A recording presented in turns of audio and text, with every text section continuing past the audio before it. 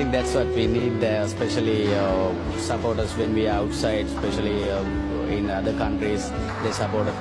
বাংলাদেশ আমাদের পাশের দেশ, তারা আমাদের প্রতিবেশী বন্ধু, তারা আমাদের সাপোর্ট করেছে, তাই জিততে পেরেছি। বাংলাদেশকে সুপার ফোরে তুলতে পেরে আমরাও খুশি। ম্যাচ পরবর্তী সংবাদ সম্মেলনে বাংলাদেশকে নিয়ে যা বলল শ্রীলঙ্কার অধিনায়ক চারিত আসালাঙ্কা। দর্শক, কাগজে কলমে ম্যাচটা আফগানিস্তান বনাম শ্রীলঙ্কার না থেকেও ছিল বাংলাদেশ দল। এক ম্যাচেই ঝুলেছিল 3 দলের সুপার ফোরের টিকিট। তবে রোমাঞ্চকর লড়াইয়ে শেষমেশ আফগানিস্তানকে 6 উইকেটে হারিয়ে সুপার ফোরে চলে গেছে শ্রীলঙ্কা।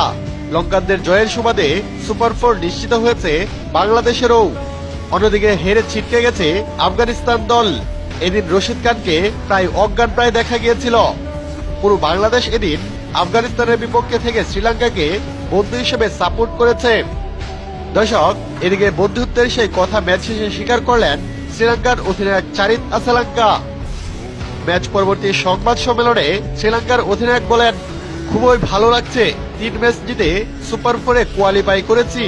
আজকের ম্যাচটা আমাদের পাশের দেশের জন্য গুরুত্বপূর্ণ ছিল এবং বাংলাদেশের মানুষও আমাদের অনেক সাপোর্ট করেছে, সেজন্যই মূলত জয় পেয়েছি।